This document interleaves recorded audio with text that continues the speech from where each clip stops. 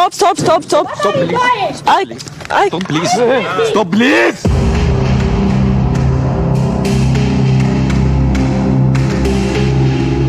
Uცხო ქვეყნის მოქალაქეებზე გაყიდული ჰექტრობით ქართული მიწები და დიდი საფრთხის წინაშე მყოფი საქართველო. პოლიტიკური პროცესების ფონზე ყურადღების მიღმა დარჩენილი სახელმწიფო მნიშვნელობის საკითხი. გასხვისებულ და იჯარით გადაცემულ ქართულ მიწებს დღეს უცხოელი მეპატრონეები ჰყავს, რომლებიც საკუთარ თავს პრივილეგირებულად მიიჩნევენ და ცდილობენ კიდევ უფრო მეტი მიწა ჩაიგდონ ხელთ საკუთარი ბიზნეს ინტერესების სასარგებლოდ. საკითხთან დაკავშირებით წლების მანძილზე არსებულმა ლიბერალურმა კანონებმა უცხოელებს საშუალება მისცა საქართველოს ტერიტორიებს დაპატრონებოდნენ, რასაც ადგილობრივი მოსახლეობა პერიოდულად აპროტესტებს, თუმცა უშედეგოდ უმეტეს შემთხვევაში ამა თუ იმ კონფლიქტის დროს ადგილობრივი სამართალდამცავი უწყება იმ ეგრეთ წოდებულ ბიზნესმენების მხარეს იჭერს, რომლებთანაც მოსახლეობას გარკვეული პრეტენზიები აქვთ ხოლმე. არაბები, ინდოელები, ირანელები, ჩინელები და სხვა უცხო ქვეყნის წარმომადგენლები ქართულ მიწებს ქვეყნის თითქმის ყველა რეგიონში ფლობენ, აშენებენ დასახლებებს, ამუშავებენ მიწებს და მოსავალს ისევ ადგილობრივ ბაზარზე ყიდიან. რიგ შემთხვევაში მუშახელი იმ ქვეყნიდან ჩამოჰყავთ, საიდანაც თავად არიან. რიგ შემთხვევაში კი ადგილობრივ მოსახლეობას ქირაობენ და ამუშავებენ. ასეთი მოცემულობაა ბაზალეთშიც, სადაც დიდი ხანია ქართული მიწების საკმაოდ დიდი ნაწილი ქართველებს აღარ ეკუთვნით. ალტინფოს გადამღები ჯგუფი ბაზალეთში იმყოფებოდა, სადაც ჰექტრობით მიწებს დღესდღეობით უკვე არაბი ინვესტორები დაეპატრონენ.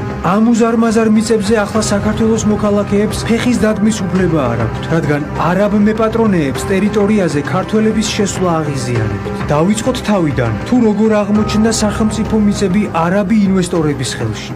მე ვიმყოფები ბაზალეთის ტბის მიმდებარე ტერიტორიაზე, კერძოდ რადიოსადგურის დასახლებაში. აღნიშნული მიწების უმრავლესობა თავის დროზე ეკუთვნოდა კახა ბენდუქიძეს.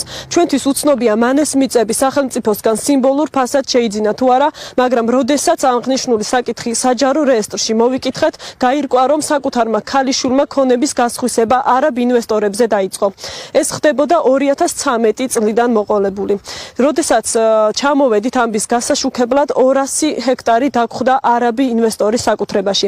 მე ვიმყოფები ამ კომპანიის ბანერთან, რომელსაც ეწოდება York Towers-ი და რომელიც აპირებს, რომ ბაზალეთის ტბის მიმდებარე ტერიტორიაზე არაბული ქალაქი მოაწყოს. კომპანია York Towers-ის დირექტორი არის ამრ გამალ აბდელგან აბდელათი, ადამიანი, რომელიც York Towers-ის გარდა კიდევ 16 კომპანიას ფლობს. მათ შორის არის დიღომი მოლი, ნიუ მცხეთა, ლისი ვიუ და მთელი რიგი კომპანიების ჩამონათვალი. ამ კომპანიათა უმრავლესობას აქვს საკუთარი საიტი მხოლოდ არაბულ ენაზე. და საგულისხმოა ის, რომ ქართულ ნომრებს არ პასუხობენ.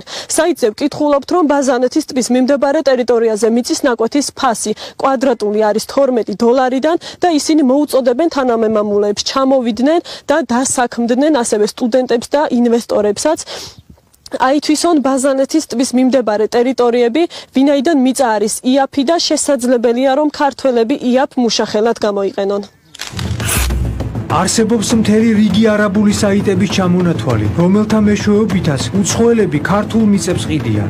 ერთ-ერთი ასეთი საიტია alalbus.com, სადაც არაბულ ენაზე ვკითხულობთ, რომ აქ მყოფი უცხოელი ეგრეთ წოდებული ინვესტორები თანამემამულეებს საქართველოში ჩამოსვლისკენ და ბიზნესის დაწყებისკენ მოუწოდებენ. საგულისხმოა ფაქტი, რომ საიტის მიზნობრივი აუდიტორია მთლიანად არაბი ინვესტორები არიან. კომპანია alalbus development-ის ოფისები თბილისის გარდა დუბაიში, ეგვიპტესა და ყატარში მდებარეობს. უცხოური კომპანია York Towers-ის პროექტის მიხედვით ბაზალეთის ტერიტორიაზე არაბული ქალაქი შენდება, რომელიც 200 ჰექტარზეა გაშლილი. კომპანიას აქვს სარეკლამო ვიდეო რგოლები, რომლის მეშვეობითაც ბაზალეთის მიმდებარე ტერიტორიებს ქართველებისგან ყიდულობს და მხოლოდ უცხოელებს ეყიდის. ერთ დროს ეს მიწები სახელმწიფოს საკუთრებაში იყო და ბაზალეთის მკვიდრნი მას საძოვრად იყენებდნენ. მესაქონლეობა ადგილობრივების ერთადერთი შემოსავლის წყაროა, რის საშუალებასაც ახლა უკვე არაბი მეპატრონეები აღარ აძლევენ. ეს ერთი შეხედვით მარტივი საკითხი, შესაძლოა ქვეყნისთვის მალე დიდი ზიანის მომტანი გახდეს. ქართველები ვართ, ეს მიწაწყალი დაგვიტოვეს მამა, პაპამ, აი იმიტომაც არის ის, რომ სამარცხინოც არის. დაგვიტოვეს და ეხლა მთელი მთავრობა ყიდის აი ჩვენ მიწებს ფულის გულისთვის ჯანდაბას ეგენი წავლენ ეს ფულიც წავა და თავიანთ შვილებს და შვილიშვილებს რას ეუბნებიან როცა ისინიც მონებად უნდა დარჩნენ ამ მიწა-წყალზე არავინ გვერდში არც გვიდგას არც ადგილობრივი მთავრობა ხო და ისა რომ მივართ აი მორი სიტყვით ხო ამ საქმეს მივხედავთ მოვდივართ მაგრამ არავინ არაფერს არ ახედავს პირიქით აგი გაიცო არაბებით აი იქით მხარეზე ეს მთელი ჭაობის ნაპირი არაბებისთვის არის ჩვენ სოფლის მოსახლეობას ფაქტიურად აღარ აქვს საარსებო წყარო რაც ჰქონდათ ერთი მესაქონლეობით ირჩენს ხალხი და აღარ აქვს და გვიწევს რომ უნდა გავყიდოთ ჩვენი საქონელი მუნიციპალიტეტის მერმა თქვა რომ მე არაფერ შუაში არა ვარ ეს მიწები როცა გასხვის და იყო 2008 წელი და მოვკითხეთ ნაციონალებს ამბის გასარკვევად ალტ-ინფოს გადამღები ჯგუფი კონკრეტულ ტერიტორიაზე მივიდა.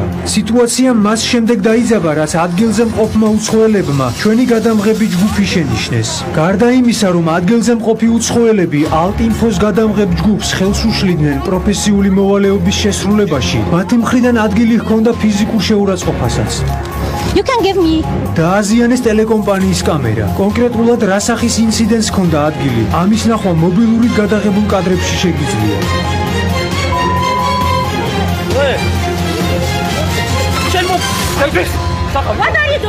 კადრებში ჩანს, რომ ალტ-ინფოს გადამღები ჯგუფი არ ყოფილა ფიზიკური დაპირისპირების ინიციატორი. პირიქით, ადგილზე მყოფებმა გადამღებ ჯგუფს თავად მიაყენეს ზიანი, რასაც შემდეგ ალტ-ინფოს ოპერატორის მხრიდან სიტყვიერი შეურაცხყოფა მოჰყვა.